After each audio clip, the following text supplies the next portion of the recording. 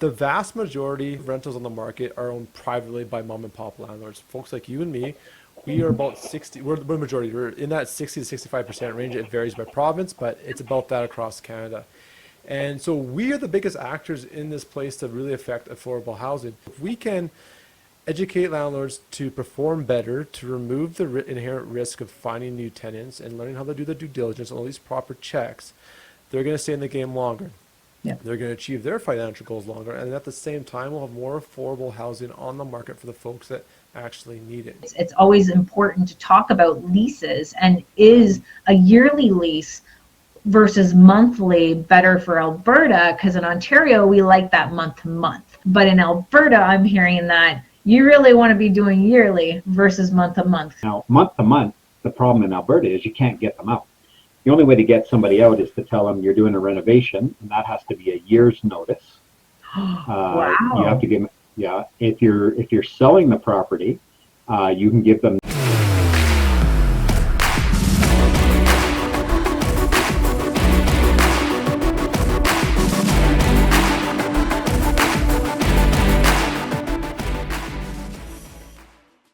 Hello, everyone. Thank you so much for tuning in to the Canadian Real Estate Channel. My name is Kayla Andrade. I'm going to be your co-host this evening. I'm also the founder of Ontario Landlords Watch.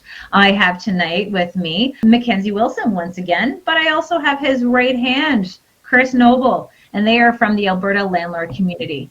And before we get into the discussion of what Alberta Landlord Community is and how it's going to help investors who are thinking about investing in Alberta or currently investing in Alberta, I really want to get down and meet Chris and get to know who he is. And he's the initial brains behind Alberta Community, and get a little bit of background from him. Thank you so much for Chris and MacKenzie for tuning in and being a part of this and providing some great content for the viewers of the Canadian Real Estate Channel.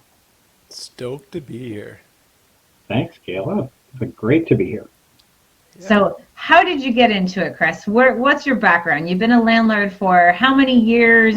What made you create an Alberta landlord community to support landlords?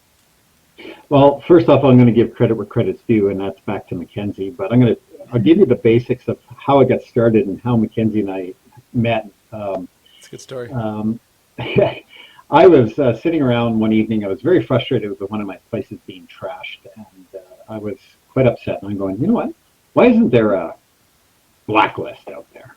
Which I've learned now is probably not the right thing to have out there. But so I started up this Facebook page and do not rent to this and do not rent to that person. And I started it off, and people started joining. And because I was choked of being wrecked and running my business with my heart. And at that time, you didn't even know how to use a Facebook page, right? Someone created the group for you.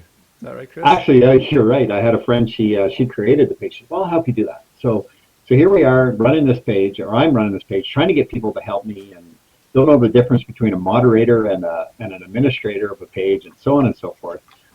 And on it goes. And one day, this guy throws an ad on our page about his YouTube channel. And who's this MacKenzie Wilson guy? And one of the guys, boom, deleted him off. Get this guy out there. He's trying to get free advertising and make money off of YouTube at our expense. I'm going, okay, whatever. I even make 24 hours the first day I was in the group. It's like, it was like 5.5 hours. I posted at 1 in the morning, so I was working through the night doing in IT. And then I look up the number, I'm like, oh, shit, I'm not in the group anymore. That sucks. He got booted. And then got booted. And it was by one of our eviction experts who we hadn't labeled as an eviction expert because we're just growing. We hadn't to 3 years or 4 years into this group. One of your moderators. Yeah, one of our moderators. So we're basically in the infancy of this thing, so months in. So I look at this video and I go, wow, actually got some pretty cool content about trying to figure out tenants in the hand screen. And I said, you know what? So I reached out to MacKenzie and I said, you got a few minutes we can chat? He goes, yeah, absolutely. So we get talking on the phone and have a little bit of a visit. And I kind of like this stuff. So I'm going like, this guy's so what if, yeah, he's not bad. He's kind of a good shit. I actually like it, So I said, I want to let him in here. So I unblocked him of everything and got, let him back in and told the guy who threw him out. I said, no, we're letting this guy in. I said, he's got some good stuff. And I said, I don't care if he's going to make money off of his each channel. I couldn't care less. I'm here to weed out these crappy tenants. So so Mac and I get talking, and then he phones me and he says, okay, look, I need to talk to you. And I go, okay. And he says, you don't know what you have here. And I go, well, what do you mean? Look at, and he explains this thing and lays out this whole what it can be and what his bigger vision was. And I said, okay, tell me more. So he told me more. And the next thing you know, he says, let's meet in Red Deer and let's have a beer. So we at his favorite watering hole in Red Deer, a little microbrewery, and we sit down and we chat some more. And thank goodness his wife runs one of those catering trucks there. What do you call those, Mac? Food truck. My wife has a pierogi truck. So I was second in line all the time, just kept running up, filling up, and whatever MacKenzie wanted was great. And he took care of my tab and had some great food. Anyway, as it turned out, it started to grow with MacKenzie's idea in mind, and then we got some control back to the page as to what I wanted, what his vision was. And so that's where credit is due. Here's what MacKenzie's vision was. And I bought into this right away, and I've always been a big person on coaching. I've been in sports and helping evolve, and I bought into it right away. So I changed my mentality and approach on this, and we started to dial back some of the aggressive nature of what we were and how we're reporting and what we're writing about people, things that were being said there, and took out the bitch and complain out of the page and turned it into education. And that's where we are today. It's super cool. And, I mean, Kayla, you're doing the same thing over in Ontario. We're like the brother from another mother. You've got the Ontario Facebook group, and then here we are in Alberta called the Alberta Landlord Community. Like, I'd love to know your story of growth. From how did it start? Like, why did you create a Facebook group? And that's exactly the frustrations of, for me, it was more municipal bylaws and policies that were affecting the housing industry, and not knowing that there was no support for landlords to fight these type of policies that were going against them, and obviously damaging what their rental units were all about, especially when they initially bought a property that had individual meters for water. So I found that, calling landlords from Kijiji and saying, hey, you got to get down to this council meeting or down to this protest that I'm hosting at City Hall, and realizing there had to be a better way into creating a platform and a community where, when things like this do happen, we're able to communicate with each other relatively quickly, because the power of social media is absolutely phenomenal in order to make sure that we're getting that messaging out. And then it expanded when, we started fighting this water billing and connecting with landlords all over the province. It now became, can you fight the Residential Tenancy Act and the Landlord and Tenant Board? Because it's very much broken here in Ontario, and that's why I admire the way that you guys have it in Alberta, and count your blessings and your lucky stars, because it is something spectacular to look forward to and be excited about investing in Alberta. And that's why when you look at a community and bringing the Alberta community to Ontario Landlords Watch, as well as the Canadian Real Estate Channel, it's about giving you the concept of giving you that support, giving you the resources in order to connect you to the right people, the people who have been living and breathing the Residential and Tenancy Act and Landlord and Tenant Board, and just those typical tenant management tips that, with years of experience. Grind.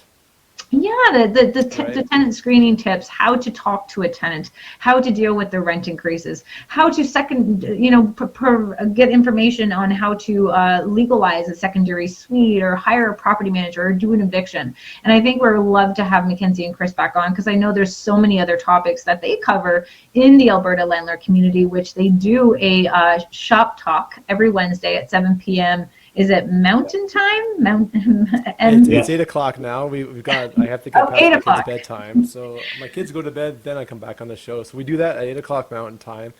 But you kind of really touched on when Chris and I have talked about our purpose, right? And we see the value in education and just sharing best practices. And I truly believe by having this community, we're really a grassroots movement. And I think we're going to achieve something that the governments have been trying to do for a long time around affordable housing that they've never really achieved, or they do these one-off investment projects. They build a 20, 40, 50 unit in a certain area to help a certain demographic of folks that are in need. But the vast majority, the last time I looked at this number from Stats Canada, the majority of rentals on the market are owned privately by mom and pop landlords. Folks like you and me. We are about 60, we're the majority, we're in that 60 to 65% range. It varies by province, but it's about that across Canada. And so we are the biggest actors in this place to really affect affordable housing. But if landlords are getting burnt, they are losing money, they're stressed out, they're gonna get out of the game because this is not worth it. Their quality of life it's not there. So if we can educate landlords to perform better, to remove the inherent risk of finding new tenants and learning how to do the due diligence and all these proper checks, they're going to stay in the game longer. Yeah. They're going to achieve their financial goals longer. And at the same time, we'll have more affordable housing on the market for the folks that actually need it. Because most of the rental properties that we dabble in the mom and pop side, we're in that entry level range. And that's exactly what you guys are into, is knowing that we have that affordable housing issue. We have a housing crisis right across Canada, and you can tell through the federal election that they are touching into how they can handle the affordable housing crisis or the housing crisis in general from a federal level, but each province is now getting geared up towards their election, and they always dabble into what the real estate industry needs in order to provide that supply. And we look at different type of supplies, but we look at different type of rules and regulations that are restricting landlords. I just got off a phone call with one of the landlords, and that she's been trying to evict her tenant in Ontario for 3 years. The tenant owes $46,000, but because they're being represented by a paralegal who is able to adjourn hearings based on their availability or based on other type of complaints, this is where that money is now could have been used for that landlord to invest in other properties, but instead they're just now trying to take back possession of their own home just to move into it because they're done. So when we get into the concept of, in Ontario, I don't understand how you get into 3 years like that. Chris, if that ever happened out here with 3 years, that'd be ludicrous. That'd be like, we measure in months, and at that usually weeks. Actually, we measure our eviction process in weeks. To hear that 3 year thing and that a paralegal keeps adjourning it, I'll say now, this is the importance of hiring someone who knows what they're doing. And we have eviction experts. We have guys that are tried and tested and tried, tested, and true, whatever, you know what I'm talking about. And when someone wants to do an adjournment, you have to know what to say, when to say it, and how to object to it. That a paralegal in your system can keep adjourning it and going on. Now, I don't know the whole story there, but how long has that been going on? And it should say no. There should be a flat objection to it. Now, if your landlord's representing their self, they need to spend some money and get someone professional who can articulate why an adjournment is no longer acceptable. And we do that here. Yeah, and in this situation, we do have, like, obviously the landlord initially tried to do it herself, also made some errors, and because we're waiting months, they obviously wait so long before they find out that there was an error, and then they have to file the paperwork again and wait months to get a hearing. And then she started getting paralegals, and the paralegals were obviously having some errors within their paperwork, or nothing was served properly. So you get to see how why I get so excited about Alberta, knowing that you have one piece of paper, here's your infractions, that you're a breach of your lease. And this is why it's always important to talk about leases, and is a yearly lease versus monthly better for Alberta? Because in Ontario, we like that month to month versus the yearly. But in Alberta, I'm hearing that you really want to be doing yearly versus month to month. Who wants to explain why you guys prefer the yearly leases? Chris, take it away, buddy. Love to. You want to be on a lease with somebody, whether you want to go with a 90-day, 3, 6, or 9 month lease, or a year, because at the end of the lease, it's done. The only little error in the act that I think it should be slightly reworded is that if you're not going to renew someone's lease, you should let them know. And the reason is you don't have to. At the end of the month, nobody has to tell either party that they're leaving. The renter can be packing up and leaving and gone, and you as a landlord goes, hey, where are you going? And he says, well, my lease is done, I'm out. And so now you haven't had a chance to advertise or anything. On the other side of it, you as a landlord, you walk in on the 29th day and you say, yeah, what time do you want to do your checkout inspection? And they go, for what? Well, your lease is up, you're done. They go, well, what are you talking about? We haven't looked for a place. So now you're in a conflict. So the Residential Tenancy Act doesn't provide for that little wiggle room to give 30 days notice. Just proper business and lead times, right? Yeah, it's good business practice, right? And I say that if you don't give a 30-day and you want to do it, then it should be automatically extended 1 month and not turned into a month-to-month lease. Now, month-to-month, the problem in Alberta is you can't get them out. The only way to get somebody out is to tell them you're doing a renovation, and that has to be a year's notice. You have Wow. to give, yeah, if you're selling the property, you can give them 90 days notice, and from calendar months from when the final conditions are removed. So if your condition is removed on the 20th of August, September, October, and November, so December 1st they have to be out. So you can give 90 days notice like that. That's the other way to get them out. Or family. If family's coming in, family member. you Yeah. another 90 days notice for a family member that has to come in. But by gosh, you better if that tenant's tracking you, and you don't have family moving in, you're re-renting it, you could find yourself in a little bit of a hot seat too. What kind of fine? If they're not happy. I don't know what the fines are. I think that's another issue is the board, or not the board, there's no one to go, Service Canada, Service Alberta does not go after anybody. Like, it's got to be pretty serious before they'll go after something. And there's lots of violations to the Act, but they never seem to go after anybody to make a point. There are allowances in the Act for the police to deal with it. Say a key. You have to, if you change the lock as a landlord, you have to provide the tenant with a key. If the tenant changes the lock, you have to provide the landlord with the key. Sometimes they just change the lock and don't tell you. You go to get in and you can't, and then they refuse to give you.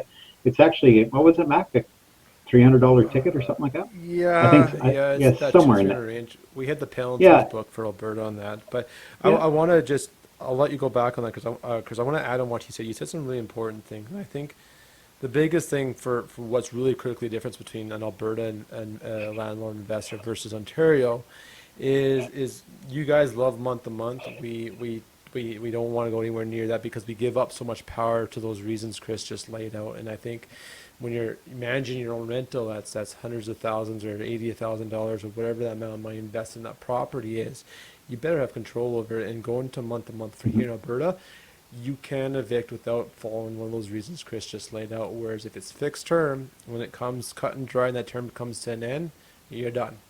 Now, like Chris said, I wish there's some proper lead times built into the Act to provide better communication between the tenants and the landlord. It really, the onus is really on us, the landlord, and it should be because we're in the game longer than a tenant. Typically, they're moving from one property to the next, or maybe they're buying their own house.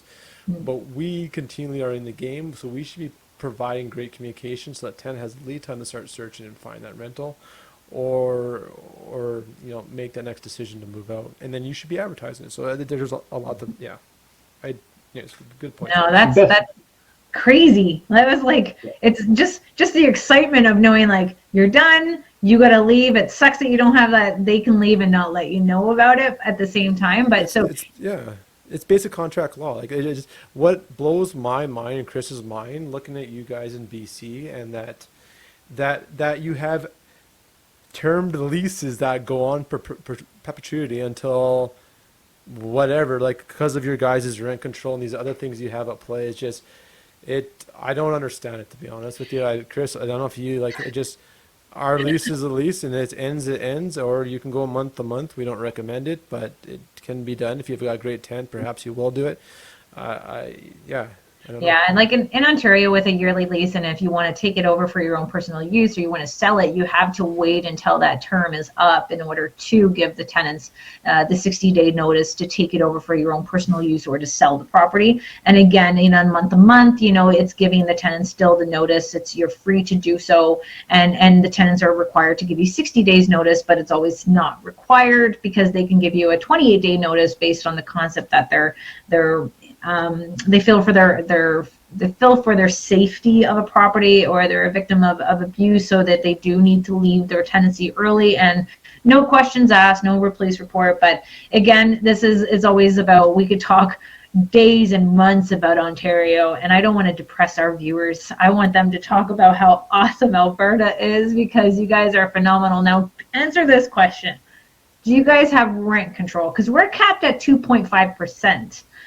In Ontario, and obviously this year for 2022, because we didn't get a rent increase last year, we're maxed out at 1.2% of an increase that we can give our tenants, even though everything else has obviously increased.